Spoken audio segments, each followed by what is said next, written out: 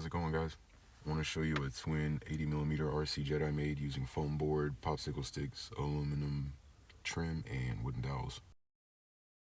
Each motor is a 3665 kV 2300 in runner, and each one of them has a 120 amp speed controller with a 6S battery, 120 C discharge at 2200 milliamp hours. It's a pretty short flight. And yes, I tried to dabble in vectoring thrust by tying it into the elevators with popsicle sticks, and I hate to say it, but I did not record the first flight. It went perfect. It flew perfect the first time, did not record it, and I fried out the batteries because I flew it for just too long. And right when I felt confident with what I had, I tried to paint it and record it for once, but I threw it in a 20-mile-an-hour tailwind, so that didn't work out. Fixed the nose, tried to record again. It was too nose heavy this time around. Broke the nose completely off. I took the weight out of the nose, fixed the nose, and one of the batteries had a dead cell in it, so in this next flight you'll see it came back in wobbling, so I brought it in for an emergency landing. The reason that one battery with a dead cell caused the wobbles because this jet has vectoring thrust. When one tube out of the two loses thrust, it won't be able to vector as hard as the other side.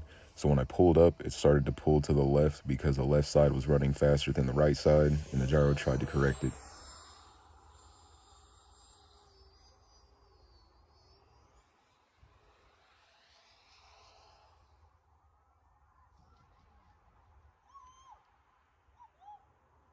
Shout out to all the supportive mothers out there. It was a 4-month project with a lot of ups and downs, but I'm glad I finished it. I'm glad I get to show everyone.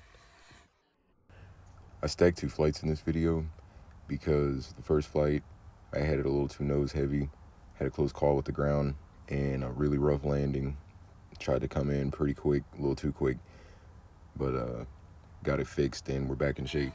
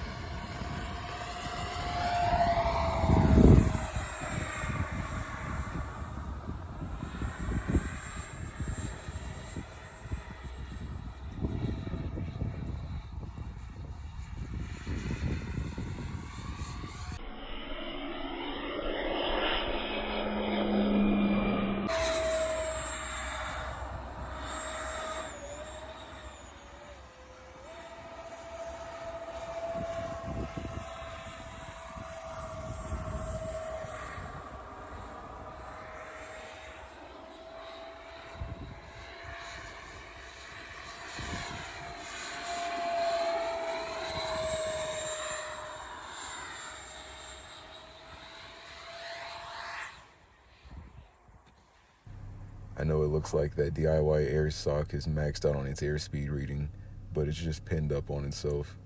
The wind died down pretty much when I tried to land. Quick mention, I forgot to say that plane weighs about 12 pounds, total length 64 inches, wingspans 59 inches. That's the weight of my cat and as big as a queen-size mattress.